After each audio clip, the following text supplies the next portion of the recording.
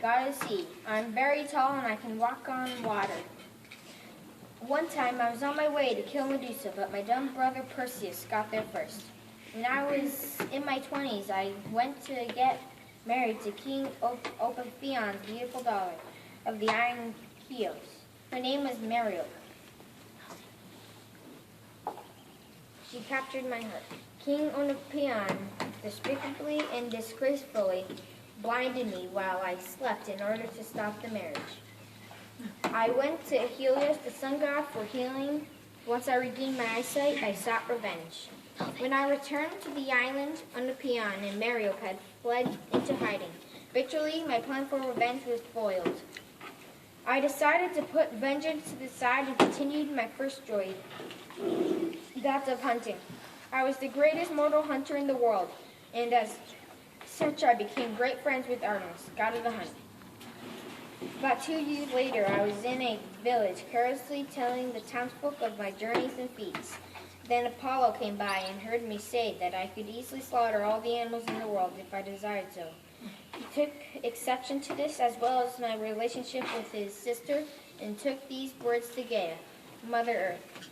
In fear of her earthly creatures, she sent a fearsome scorpion after me. I barely escaped its venomous sting by fleeing into the ocean, although I was still soon to meet my demise. Artemis and I had met in the deep woods. I had just brought down a 10-foot tall bear with my club and fist. It was a ferocious battle. Before that, we were both lonely hunters, as no one could match our hunting skills. When we did meet, we immediately went out hunting together to assess each other's skills. I had finally met my match. Hunting with Artemis was my favorite hobby. Strangely, some people thought we were in love, but simply we loved each other's company and friendship. Yes, we were great friends, but love wasn't meant to be. Though I had gotten over the whole Mariope affair, I decided that I did not want to be a husband. Though my relationship with Artemis didn't involve a deceitful father, it unfortunately involved a jealous brother. Artemis's twin brother, Apollo, hated me a lot. He was envious and resentful of our friendship. Unknowingly to me, he was conspiring for my death. Though there are conflicting stories of how I died, I will tell you the most likely version. It is true that Apollo heard me speaking of my hunting adventures in town. He greatly exaggerated my boasting, though, in order to scare Gaia into sending her deathly scorpion. By the way, Apollo is a scheming, conniving tattletale, and you can tell him I said so.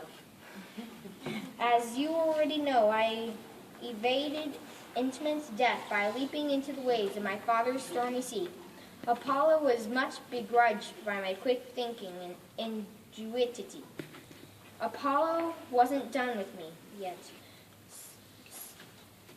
Saw that Artemis was looking for me on the beach, but I was so far out at sea, she couldn't see me. Apollo walked up to his sister and dared. See that speck of a rock in the ocean out there? I bet you can't hit it with your arrow.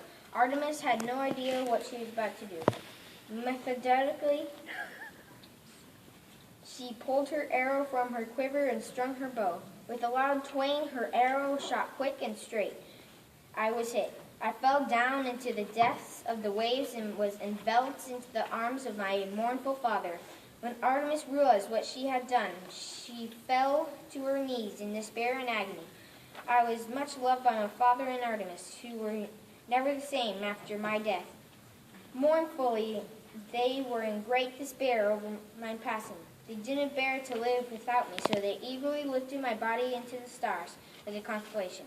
Apollo also helped put me into the stars, but jealous and bitter to the end, he also put the vicious scorpion into the stars as well, leaving me ever on my guard.